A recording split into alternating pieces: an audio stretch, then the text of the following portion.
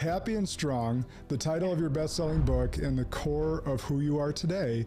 What does it mean to be truly happy and strong? So I've been an entrepreneur now, had my own business. I started my own business when I was 22. I grew these businesses over the last 23 years, and I was asked to speak quite often all over the country, Canada, different places about entrepreneurship, leadership, these different topics. And the number one question I would always get was like, Jamie, how do you do it? How do you do it with 4 kids? In the last few years, that kind of became what I was most passionate coaching on. Like I was coaching couples that I helped them grow their businesses to make, 250,000, $500,000, $1 million income. But then they would say things like, but now I'm arguing with my wife, or now I don't have enough time with my kids. And so coaching them how to win in business, but also when you get there, that you're happy. To me, happy and strong is, again, winning in business, but again, that you're winning in every area of your life. If I can build people through like them being successful in their jobs or their business with the happy and strong, 100 million is honestly to me not that much when you think of the ripple effect.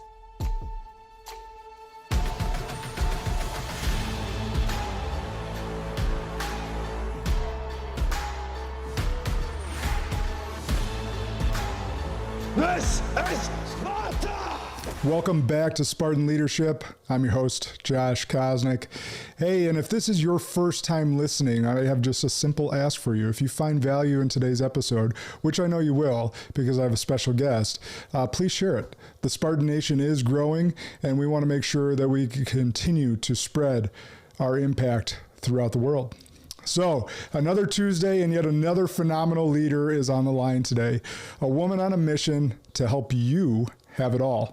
Wife, mother to 4, entrepreneur, and best-selling author. Please join me in welcoming Jamie Villalovos. Awesome. Thanks, Josh. I'm excited to be here. Excited to have you. And you are I got to put this out there. I think we spoke at dinner in Nashville about this, but we're the opposite. You have 3 boys and 1 girl, and I have 3 girls and 1 boy. That's right. So exact opposite families, but fun nonetheless. My wife often says she couldn't imagine having more than 1 boy because of how much trouble he causes with his sisters. Oh my gosh. I feel the opposite. I feel like I have 3 boys and 1 girl. My girl's the oldest. She's 17. She's getting ready to go off to college. But I feel like my girl is harder than all 3 boys combined because girls are more drama. At least with boys, they could be more rambunctious, rowdy, but they, what you're getting. Like what you see is what you get. They're not so much drama all the time. And my girl's good. She's not gotten any trouble or anything like that. But still, girls are they're different.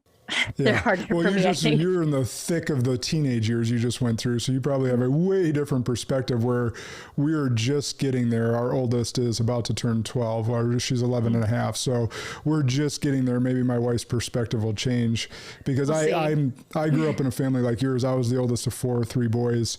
I tend to agree with you that, what you see is what you get. We're going to come home bleeding more often, but far less drama. Yeah. And I have 3 teenagers now, and I have a 7-year-old. My youngest is 7. So it's fun right now. Busy all the time. Lots going on. Well, let's dig right in. Happy and Strong, the title of your best-selling book and the core of who you are today. What does it mean to be truly happy and strong? Well, okay. So I've been an entrepreneur now, had my own business. I started my own business when I was 22.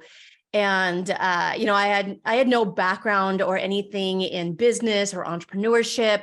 And I started my business, had great mentors along the way. Ed Milet, he's a friend of yours, and he's one of my great friends and mentors, and John Maxwell, and just really great mentors. But, I grew these businesses over the last 23 years. And then over the last, 5, 6, I was asked to speak quite often all over the country, Canada, different places about entrepreneurship, leadership, these different topics. And the number one question I would always get was like, Jamie, how do you do it? How do you do it with 4 kids? And how do you do it all when you're doing all this charity work and you have multiple businesses and you have, 4,000 people that you're training at any given time?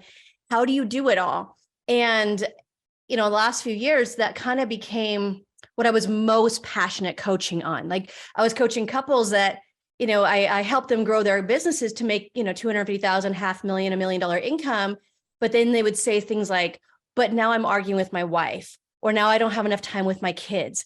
And so coaching them how to, I guess, if you will, have it all, but how to win in business, but also when you get there, that you're happy. That's the goal, So I've seen so many entrepreneurs or successful people in the last, couple decades where they're making millions, but in the end, they're divorced, or their kids don't want to talk to them, or they're unhealthy.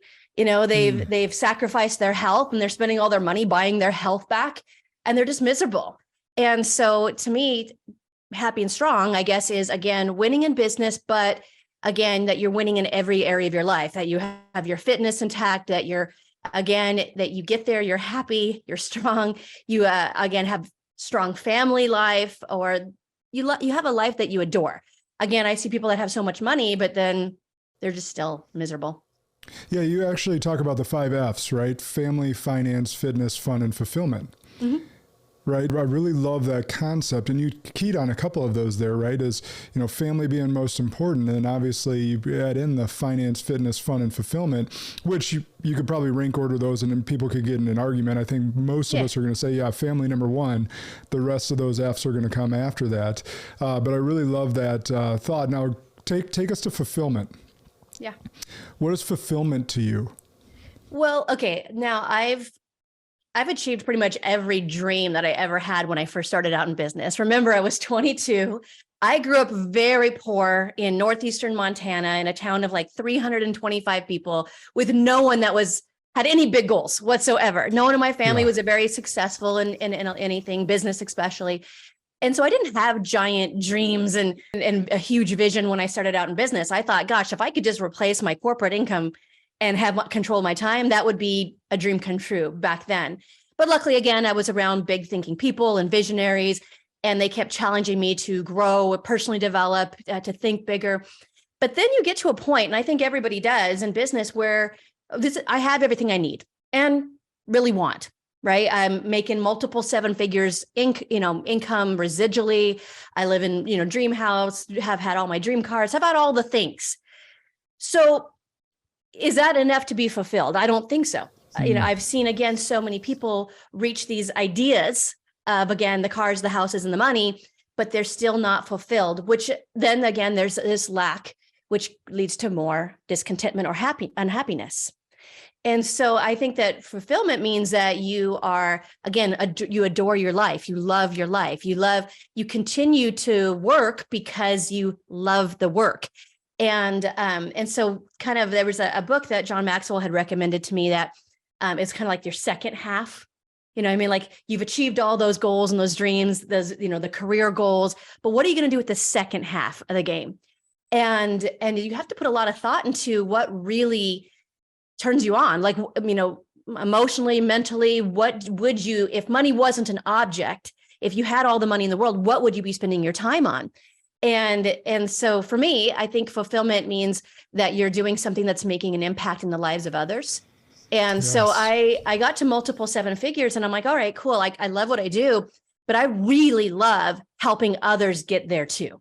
I really love it. And so, I kind of got back re-engaged in all my businesses to get it to a whole nother level so that I could help a ton more people. I have a goal of 100 million lives being touched through all my multiple businesses and charities, whether that be an orphanage I'm building in Uganda that, again, we're raising these orphans to be leaders, or it could be through building an entrepreneur to make 7 figures that then whatever their passion is. So I'm teaching people entrepreneurship and leadership, but also hopefully sparking in them the charity or the significance goals that light their fire. And for one person, it might be they're passionate about helping kids with autism, and another, it might be helping, in sex trafficking, of children, whatever it may be. But if I can help them to kind of figure out what that is, then it will take them past the money. Does that make sense? Because everybody will quit. At some point, everyone's going to quit. It might not be because they burn out, which is a huge one. And that's why I'm trying to help them get past, the basics of just money, but, and have that balanced life. But past the burnout, and again, when you reach the dreams, I see so many people quit at like a $500,000 a year income because it's, again, more money than they've ever made. or Right. $1 million income, they'll get comfortable. And so that hunger and desire to win and compete and achieve and grow as a person just kind of becomes stagnant. So they need to have something bigger than themselves. So true significance, I feel like it has to be more goals than just your own little personal family goals. It can't just be about buying another thing or just pouring money into kids' bank accounts or whatever else. It has to be way more than that. Yeah. I actually have a business plan that goes 100 years past when I pass away. That is awesome. Yeah. Again, I didn't have a big vision when I started out 23 years ago, but again, it's stretched over the years, but I really spent a lot of time with that question of significance. And I think that it's way more fun and just, it's a very big difference of just achieving success versus achieving significance. And significance means that it's more than just you and your little family's goals, but it's again, reaching out into the lives of others and making a difference there. And so again, it could be helping other people to reach their goals and dreams through some of our businesses, or it could be helping people to understand this happy and strong concept where they can have it all. They can have the strong family and even their faith and those things, but then also more again even beyond that of impacting others. Well, what I said, like your 100-year business plan is so awesome. First thing that came to mind is that I know the studies are that you are forgotten in 2 generations. You creating a 100-year business plan makes sure that you are not forgotten 2 generations later. Oh, for sure. And so if others could do that and others could think beyond a year or even a day in front of their face, the impact that you could have is everlasting. Yep. But you got to take those steps and think through some things and have mentors and others that push you like Jamie has to create those plans and then act on them. So speaking of that acting, we definitely did not talk about this at dinner. You guys doing something with an orphanage in Uganda. Tell us more about that, because that seems amazing. Well, it's not just Uganda. It's in third world countries, but Uganda just happens to be one of the poorest in Africa. But I'm on the board of different charities, mostly revolving around children's charities. But that one in particular, I've been with for a long time. Just really something I'm passionate about. Again, these poorest of poor, forgotten children, in Uganda especially, they're just kind of left on the side of the road or even left in trash bags, dumped on the doorsteps of the police station or the churches and stuff. And so it's kind of a prosperity center is what we call it. Mm-hmm. And it's a school slash orphanage slash medical center. And so we're teaching them, obviously, but we're teaching them leadership skills as well. And so years ago, I don't even know how many years ago, that particular one in Uganda, one of the groups of one of my companies, we had a few parties that were just real fun, Halloween parties and different things where we raised money to finish that particular orphanage and put the roof on it. We just built a new cafeteria, more dorms, more things this last year. But I was there right before the pandemic, like maybe the summer before the pandemic. And it was awesome because as we walked up, the 3 boys that were at that point, I think they were like 17 to 19 years old, were the first 3 orphans in that prosperity center when they were like 5 and 6 years old. And they came running up. And one of them actually just now came out to the United States and he's studying here and going to college here. And the 2 other ones are coming out. But it's just, it was a great trip because these kids, they're great kids. If we didn't have these types of centers, more than likely these children would become prostitutes or thieves. That's their only options, right? Or they would die if they wouldn't even make it that long. And now, like I said, he has his own business. He's an entrepreneur, the one that's out here in United States. He's doing graphic design. He has a few employees back in Uganda that he's helping to kind of get started doing the same thing. And no, it's just awesome. But like I said, there's a lot of things I'm passionate about, and again, that'll revolve around children. But that's just one example. Again, everybody's different. And you have to invest the time, like you said, Josh, into figuring out what lights your fire. Yep. that as an entrepreneur, it's never going to be easy. As in leadership, it's never going to be easy. There's going to be the great victories and there's going to be the lowest lows and failures that you learn from. But, to keep going with rejection or failure, you need to have something that you're, so strongly, wanting in your life. And in the beginning, that could be, well, I want these wonderful things from my marriage or my family, or I want to send my kid to this great school, or, whatever it is that really fires you up. I want my kids to have a better life than I had. But then it has to be bigger than that eventually. Yep. Because you'll quit. Like I said, you'll quit at that $500,000 or that $1 million income or whatever it is. You'll slow down, you'll get comfortable. And so I challenge, the people that I coach to dig deeper, to figure out, again, if money was no object, what would you be doing with your time? Is it volunteering at your church? I don't know, but you figure out what that is so that you can develop a longer term plan. Because here's the deal. You asked about significance and happiness.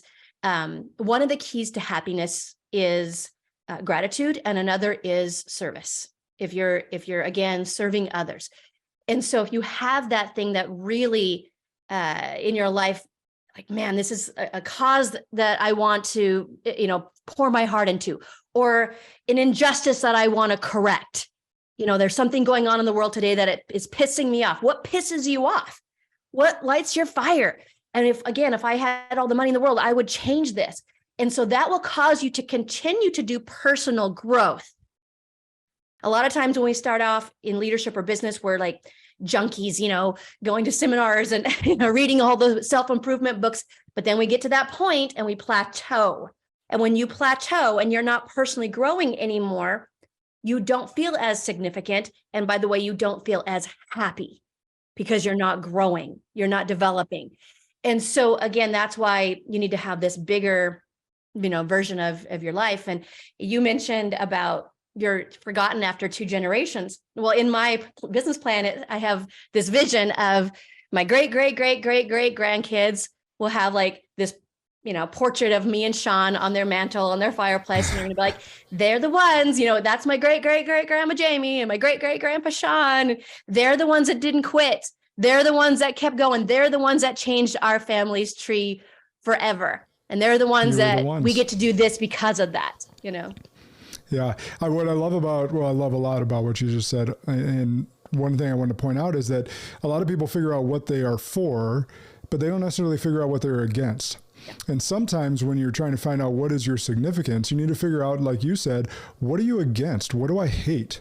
And is there an opportunity on the other side of that could be my significance that could go out 100 years? And that, by the way, if you don't make multiple 7 figures like Jamie does, it doesn't necessarily have to be money. It could be time or talent of treasure of something else in your skill set that is really of need in that charity or in that significance that you're looking for. So, but what I love about and want to point out about Jamie's story is Sean and Jamie are making multiple 7 figures, and they're pouring back into others through these significant things. We talked about one thing with the Uganda thing, that young man that is now here in the States is an entrepreneur and now having a ripple effect back in Uganda by having employees. So they're not either thieves or prostitutes. So like, even if Sean and Jamie only helped that one person, that had a ripple effect to already a few more people back in Uganda, and they're going to have a ripple effect to their families. Like, it just continues to expand.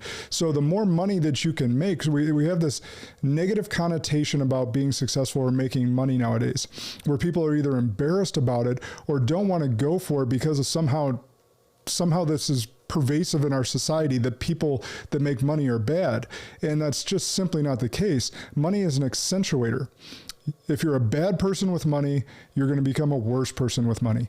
If you're a 100%. Great person with money, you're going to become an even better person with money. And that's what Sean and Jamie have proven. And so the point is, when you make a lot of money and a lot of these baseline problems go away for you, you have the opportunity to think bigger and have more significance, like Jamie is talking about right now. I 100% agree with everything that you just said. And, I think that there's 2 things that you need if you're going to change your world, right? Whatever it is that, again, that cause that you want to contribute to or the injustice you want to correct, there's two things you need. You need leadership skills. If without leadership skills, you have zero influence, or you need to be joined with someone who has some influence and some leadership skills, and jump on their bandwagon. And then you need money because, or you need to be able to have, again, some way that you can contribute. So resources of some sort. Yeah, resources of some sort. So like for that significance part of that second half of your life, or even the thing that's driving you to win in whatever it is that you're doing in your leadership roles and in your business roles.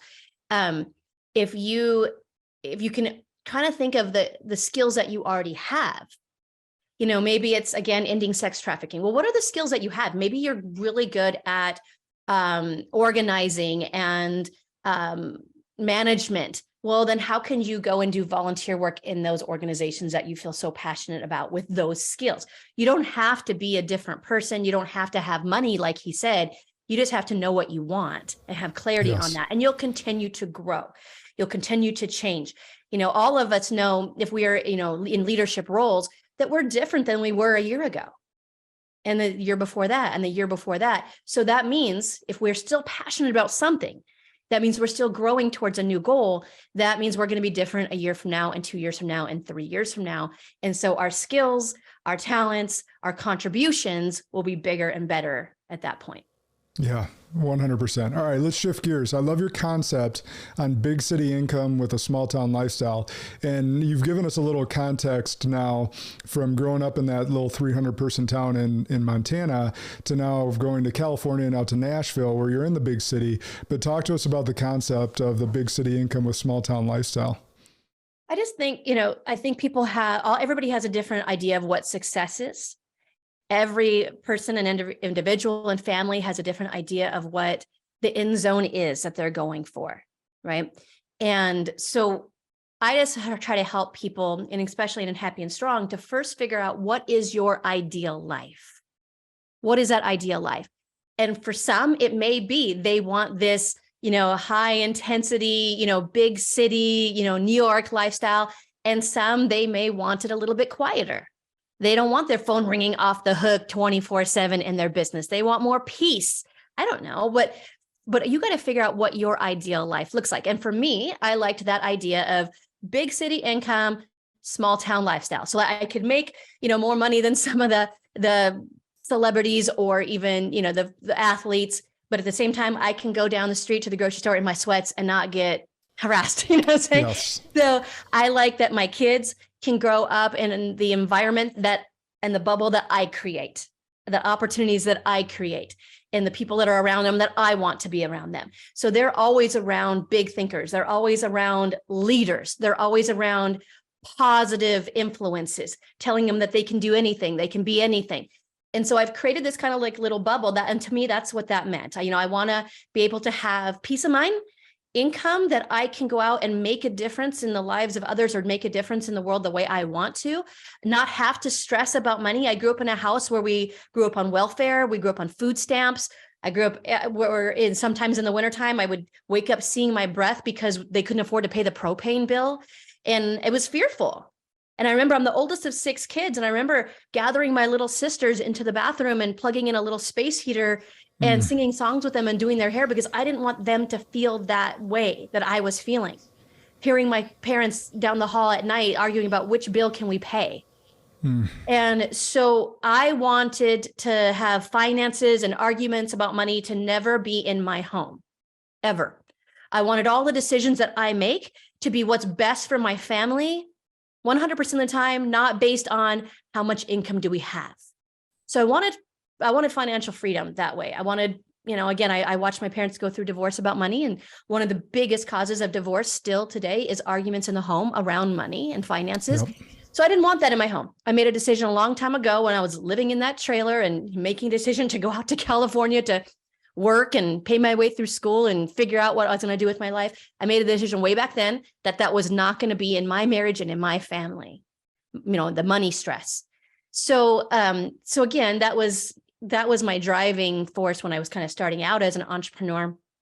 But I again, when I'm helping people and coaching people with that happy and strong mindset, It's not, they may not want that lifestyle. They may not want what I want. What's important is that you figure out what you want. What is your ideal life? Sit down and just write it out. Do you want, like, I remember when I first did this and I was writing down my ideal life, and I wanted to have, a big backyard, and I wanted to have, the pool and the trampoline and the house where all the kids in the neighborhood wanted to come to my house, and the skate ramps and all the fun stuff where all the kids would be at my house and I would know all their friends. And then in the front yard, there's not a street that they can, I have to worry about who's driving by, that we had this long, property where people can't see into us. That was just kind of what I wrote down, but I also wanted peace in my home and the spirit in my home, where this was like a sanctuary for my kids to come and be free from all the drama that's going out in the world. And they feel good here, and they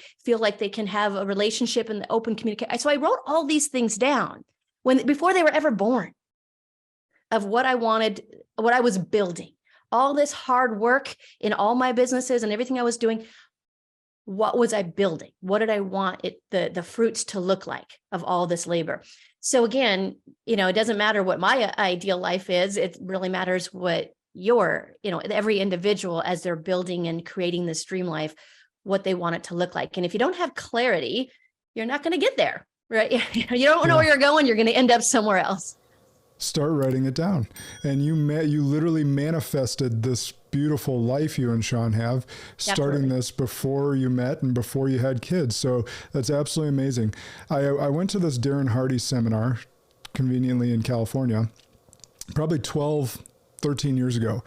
And it was funny, he told a story about how he had everything in life, money, all this different things, except he didn't have someone to share it with. Mm-hmm. So he went and wrote down a list of every quality he wanted in a woman.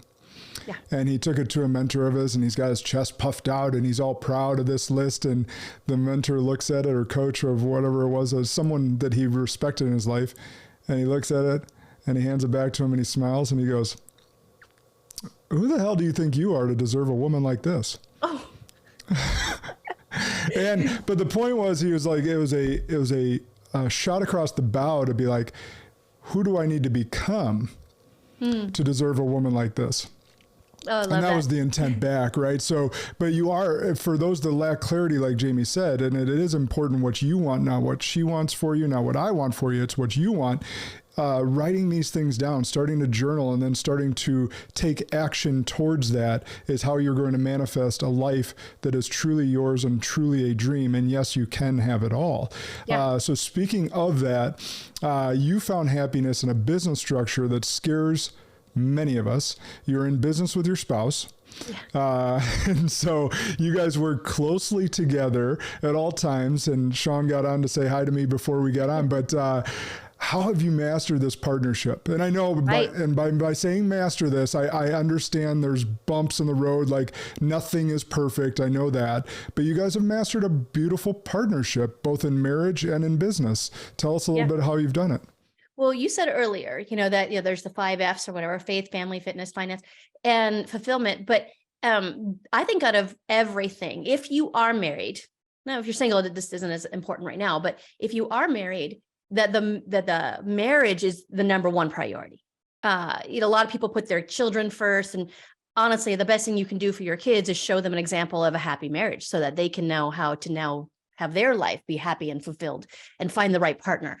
But people ask me all the time, like, how can you do it? How can you spend all day or work with your spouse? I'm like, well, how can you not? Like, you guys are going off to different jobs and spending all day away from each other. And I just believe, everybody does what they need to do. I know that there's some people that just cannot work together and they're better off, separate, in different careers. But for us, we had a common vision, a common goal.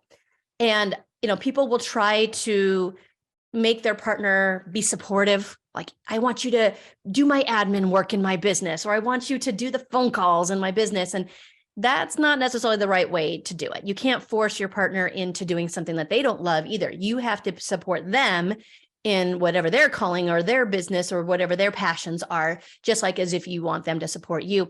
But luckily, Sean and I, we didn't do that. We didn't put each other in, this is your role and this is mine. you're the husband and I'm the wife and you do this and I do that. And this is my area of the business and this is your area. We never did that. Instead, we came up with a common vision of that happy and strong life. What do we want for our future, for our kids, for our parents, for our grandkids? What's the life we want to build together? And so we were both fired up about this common vision. Even when we were struggling, broke, 60 grand in debt, barely affording our little 600 square foot single apartment that we were living in, we were excited and had all our goals listed out on our refrigerator that we were kind of crossing off with this red pen every few months, and we were excited about what we were building together. So when you and your partner, instead of trying to be like, you do this and I do that, you do the cooking and I'll do the kids, or you do the sports no, instead we just got very clear on this common life vision, this happy and strong vision. And then as we went, there was trial and error. There was tweaks and adjustments. We were two, young entrepreneurs in business together in the beginning. Just, the business was our baby in the beginning. Yeah. And then, I got pregnant and we had our first kid and we had to learn how to do it with a kid and make adjustments. And then we had two kids. I'm like, just throw another log on the fire. It's not that big of a deal, right? Just kind of doing the same thing. But then when we had three, three was way harder than two. I think three is the hardest. Go from man to zone defense. Yep. It's a different animal. It was like, oh my gosh, we're like outnumbered here. And so we had to really tweak our business plan in a big way. What are we going to do? And we again changed our roles a little bit. At one point I got really sick. And again, things changed a little bit, but there's going to be again peaks and valleys in your journey to the life that you're creating, that you want for yourself. And you're going to be at some lows and you're going to be at some highs, but at the same time, you got to learn to climb from peak to peak and make tweaks and make adjustments and have good communication. So Sean and I think that's our biggest strength is we have clarity. Clarity is your best friend. Where you're going, you're fired up about it. But then there's lots of communication along the way, lots of communication of, hey, you know what, like even on a daily basis, sometimes we'll open our calendars. Hey, the kids have this thing at the school. Can you cover that? Because I'm doing this big meeting. Yep, got it. And we're just kind of changing weekly, daily, lots of communication with the kids in like a family night council. Those things so that, because there's 4 kids, how it is. It's like, there's always stuff going on. It doesn't get any easier as they get older. People say, oh, when they're older, it's easier. No, then they have soccer and they have football and they have baseball and they have all the stuff, just activities. One of them wants to go to a friend's house, all the different, yeah. Yep. Yeah. Preparing for college. It doesn't get any easier. Okay. So you just have to increase your capacity, personal growth. That's what it is. That's all personal growth is. You increase your capacity to handle more and to be able to do more and be able to balance better. And then you learn from mentors or from books. Happy and Strong is a great book with lots of tools on how to do this, practical tools on how to do this. But I learned from mentors. I learned from others that were unbelievably successful, but great couples that had, again, faith and family as the priority. They were wealthy, but they were very humble and charitable. I saw that was the life that I wanted to live. So I would be, a sponge at their feet saying, okay, how do I do this? And when this comes up, what do I do? And Sean and I were always on the same page with having, again, a common goal. Yeah, that's really cool. Really, really cool. Hey, a thought came to mind, maybe a question, where you guys have become really, really successful. You came from a household that was not so successful and struggled to pay bills. I think a lot of parents struggle with how do they teach their kids to be hardworking while at the same time giving their kids a better life than they had themselves, right? Yeah. How have you and Sean struck that balance with teaching them the value of hard work like you guys had to learn and build everything from the ground up? And now that you're the ones that change your family's trajectory forever, how are you teaching them that while giving them the life you never had? I love that. That's a great question. And actually, there's a really deep explanation in Happy and Strong on exactly how we do this. Awesome. But again, I've had a lot of mentors on this and read a lot of books and did a lot of trial and error. But that's a really good question because we don't want to spoil our kids. We don't want to ruin our kids, right? They need to understand the value of hard work. They need to they need to have these experiences. I don't want to rob them of these really valuable experiences by making life easy for them. So for our kids, it starts very young. They're doing chores, even when they're little tiny little guys, like, 2-year-olds can start doing chores, and they have little fingers and little hands that can reach places that maybe we can't reach for dusting and stuff like that. Right. But I want them to like work. So we try to make it fun. You know what I mean? It's not this, work shouldn't be this horrible thing. No, work should be something that could be a source of joy, could be a source of, fulfillment. And so at a young age, they're helping in the house, but at 8 years old, they're cut off from me buying them anything. Okay. So at 8 years old, they have to earn their own money. And we have this chore chart. I don't believe that they should get paid allowances for taking out the trash. They live in this house. They eat the food, right? They use the electricity and the water and take showers. So they need to contribute to taking out the trash and doing their chores. And so we have this other thing. Instead of a chore chart, it's more of a responsibility chart. And so they have the morning peg, or the morning thing that they have to kind of check off. That means that they got themselves out of bed, brushed their teeth, got dressed, and made it to school on time without being nagged or told or woken up, right? The second one is after school. After school, they come do all their work, their homework, their after school chores without, again, being nagged. Before they can do anything else, boom, they check off. Then the dinner time, they help out with a dinner time chore. That could be chopping and preparing vegetable. It could be cleanup, whatever. And then the bedtime one, I had one of my kids that had a hard time with bedtime, that they just never would stay in their room, right? And so bedtime is, you go to bed, you stay in there, you go to sleep, you brush your teeth, right? And we don't have it to, again, nag. And so that's their responsibility, all their chores, and to work hard in school. And then I show them what we have to do. We have to work hard to pay all these bills, and we show them all the bills in our family council. Like, look, this is how much water costs. This is how much. They're like, you have to pay for the water that comes out of the sink. I'm like, yeah, you have to pay for all that. And we go through all this. So mom and dad's job is to work hard, and they provide all these things, like the fun trips that we just went on, and the camping thing that we just did, and the college that you guys are going to go for, maybe, right? You're like, just wait till I tell you about taxes.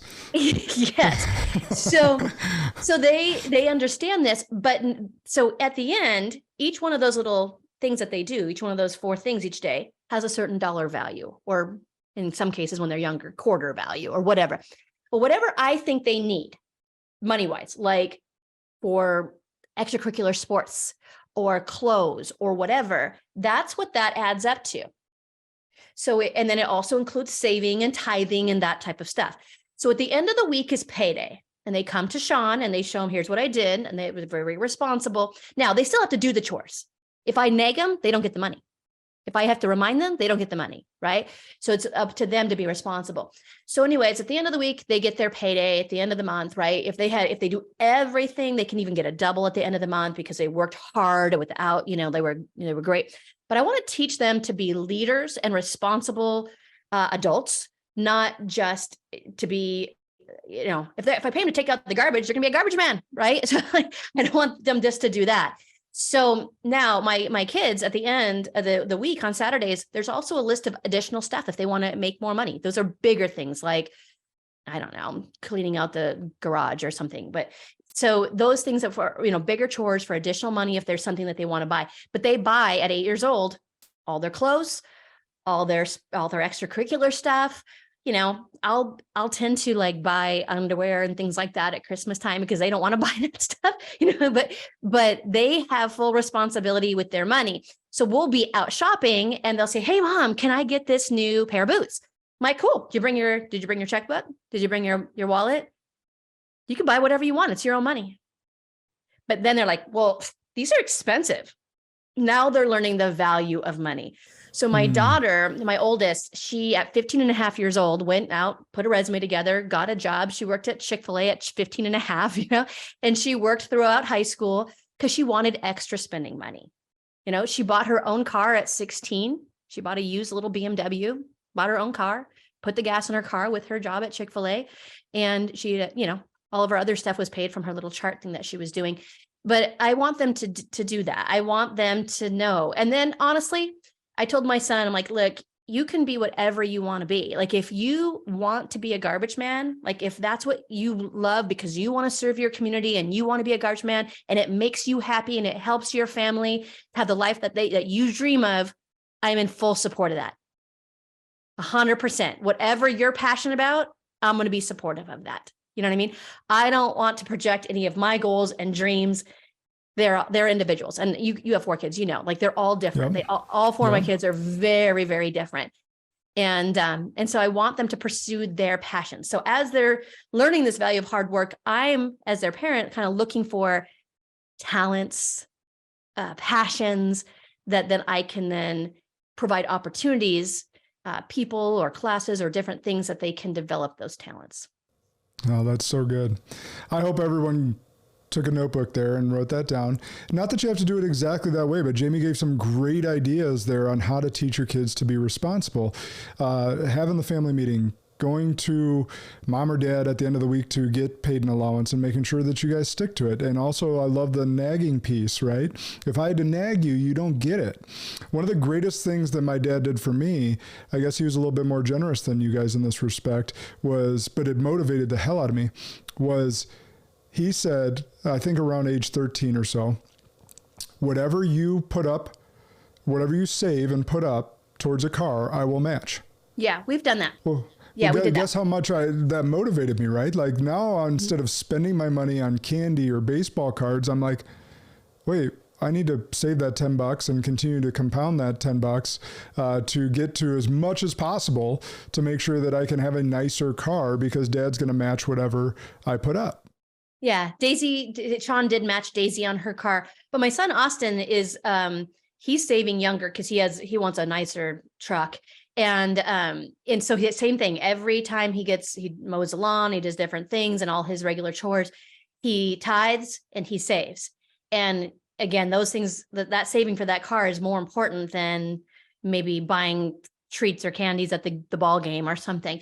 But in that savings, again, at the end of the week, they say, okay, how much are you going to tithe? How much are you going to save for fun money and those things for yourself? And then how much do you want to save in the family bank? And so we have a family bank that pays a 12% interest. So now they're also understanding investing at a pretty young age. Love it. Love it, love it, love it. All right. Before we run out of time, I want to ask you about your mission because you mentioned it earlier, but we touched just briefly on it. The two of you are on a mission to touch 100 million lives through education, philanthropy, and leadership. I love this because as you posted recently on your social media, I can tell you're such a student of John Maxwell. Leadership is not a position or a title. It is action and example. So anything else you want to touch on your charitable efforts, and can anyone help you on your efforts in that regard? Yeah. I mean, again, for me, I have a few different businesses, and in every business that I have, I'm trying to teach leadership skills. Okay.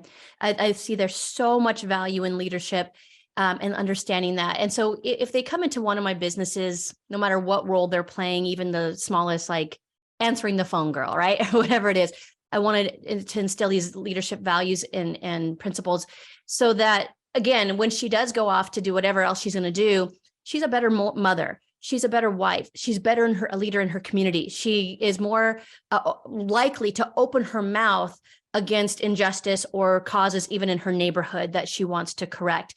So she'll have more confidence, self-esteem, these things. And so, again, I'm trying to teach leadership skills. There's a big portion of the book that is developing yourself into a leader. Like you said with Maxwell, he's a good friend and coach of mine, but he says that leadership is influence, nothing more, nothing less. And it's to being able to influence someone else.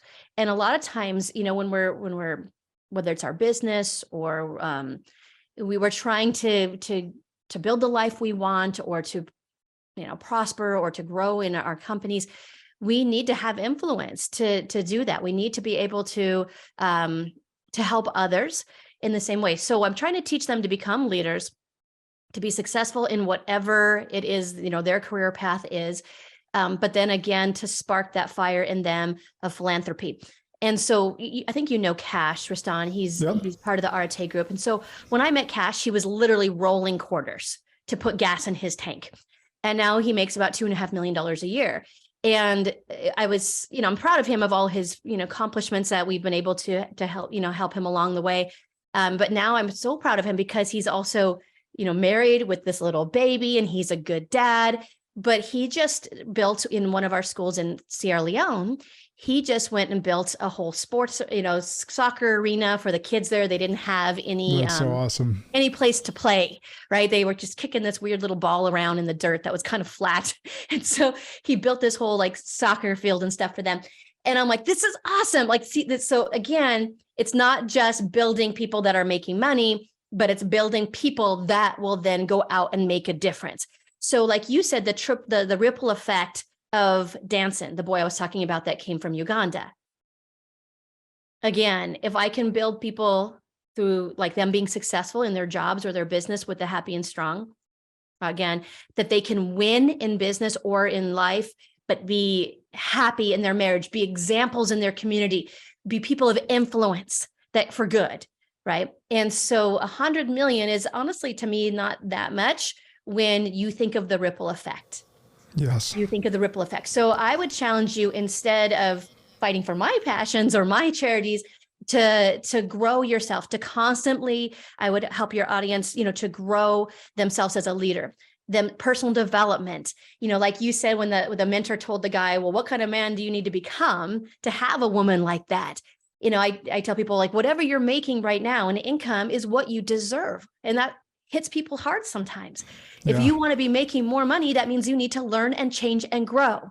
If you want to have that lifestyle and that dream and that, environment around you of positivity, then you need to grow into the person that can attract those things into your life. Preach. And so you need to first work on you. You need to get clarity on what you want. What is that dream life what are you working so hard for? And then what are those things that light your fires and piss you off, like we talked about? Get clarity on those things first. And then, as you grow and you are developing, again, these passions for the things that you want for your kids or for your parents or for you and your spouse, or again, there's nothing wrong with also having, wanting fun things like, a dream house or something like that. But you're getting all of those things, but you're still continuing to grow past those things and figuring out, what do I want to be remembered for? When they read your eulogy, what are they going to say about you? What mark did you leave when you left? What difference did you make in the lives of others? What do you want them to say? What do you want your great, great, great grandkids to say about you? And so part of that 100-year plan is when 100 years pass, when we pass away, if anyone in our posterity, cousins, grandkids, great, great, great, great grandkids, if they want to do any type of philanthropy, charity, or mission, we have a trust that's being set up right now that will pay for it. That's awesome. And again, the ripple effect from our posterity and the good that they will do, because they will only get the money if they're using it for a good cause. Yeah. And that's just going to continue to ripple. And think about your generosity through that is going to breed more generosity through them. Mm-hmm. Yep. And that's got to be the goal. And that's how you reach 100 million. That's awesome. All right. I did not prep you for this question. So let's see if it's off the cuff. Sometimes people get something really good right away off the gut, or, out of the gut. So I want that if you get it. What's an unpopular belief that you hold to be true that most others would disagree with you on? Okay. An unpopular belief that I hold to be true that others would disagree with me on. Yeah. I don't know. It's a good question. What do you think, Sean? What is my unpopular belief? What's the thing you die on a hill? What that most would argue with you on? For me, like I said, I think that that family is first, and that teamwork in the home is the most important thing. Again, like I told you about, me and Sean have that teamwork in the home, and that marriage is first. Marriage is so important. Yeah. And marriage is not that popular anymore, to be totally honest. It's like, don't get married till your late 30s now, or, play the field first. And for me, I think that, again, marriage makes me better. He's like the opposite of me. He's like, I'm the one that's like the driver, like, let's go. There's more we can do. We have more personal growth to do. There's lives we can change. no, think bigger, and constantly like challenging us. But he brings so much to our businesses and to our family. He brings, obviously, I think he's more fun than me in a lot of ways, but he's creative. And so like that marriage, that partnership in the home and teamwork in the home, I think is not that popular anymore. Like you said, like, how could you work with your spouse? And for me, I think that there's an attack on families, on in the world out there today. It's like divorce is easy, divorce is common, divorce is no big deal. I think that the young people are shown constantly that that marriage is not important, or that you can go be like, as a female especially, go be a boss babe, closing deals in heels, go be this strong whatever female, and you don't need a man. I think one of the more popular songs out there, that Miley Cyrus song, I Can Buy Myself Flowers, is I don't need a man, I don't need a partner. And I think so there's attack right now in society on families, and I think that families bring us joy, families bring us happiness, and I think that for me, again, even more than kids, that you learning to work as a partner with your spouse, that like their happiness is my happiness. That again, Sean and I don't have roles where I'm the one that does the cooking and he's the one that does the whatever. We don't do that. Like sometimes he cooks and sometimes I cook, and sometimes he's at the kids thing and sometimes I'm at the kids thing. Again, a common vision that we're working towards together. But I think right now it's very popular that you don't need to get married, or you don't need to have that. You can be, and I don't necessarily mean that like you have to be, the normal family with husband and wife and 3 kids. That's not what I'm saying. I'm just saying that I believe that marriage should be, if you are married, valued, a priority. It should be valued and prioritized. And so what I want people, first of all, I think you found your hill to die on. And so I appreciate you going there. Second of all, did you all hear how she spoke about Sean? Well, having dinner with the two of them, he speaks the same about her. Different things he points out, right? Different things she points out, because they're yin and yang together, like she mentioned. So I want you guys to point that out or to grasp that. And then the other thing she mentioned previous in the interview is she said it probably 5 times within a minute: communication. Communication is so key in a partnership. It's even more key in a marriage. And then when you're a married couple that's in a business partnership together, it is the only thing that will sustain both your marriage and your partnership. So communication is key, and being able to put your marriage at the forefront. So I love that you went there, because I do think there is an attack on traditional families. For no really good reason, and there's probably some conspiracies we could dive into, but bottom line is there can be true happiness through working on your relationship, through communication, and truly valuing each other as well as loving each other. So love that. Love you, Jamie. Thank you for taking the time together today to impact our audience. Where can they buy your book? I know most places, but where would you prefer they buy your book? You can go to happyandstrong.com. And there's also other little things on there that they probably would enjoy, and free classes. And there's actually one really great class that I have all my mentors on there, like Ed Milet, talking about how to win in life and business. That's the topic: how to win in life and business. And every person that's training on there is a 7-figure earner at least, and Ed's one of them. But they can buy the book there, or they can easily get it on Amazon. And then they can also follow me on social, like Instagram is @jamie.villalobos. And we'll have that in the show notes, everybody. But please go to happyandstrong.com. Support Jamie and her book. Obviously, you heard some of the great content that came out of it today. And remember, as always, Spartans, good and great are the enemies of possible. Lead like a Spartan today.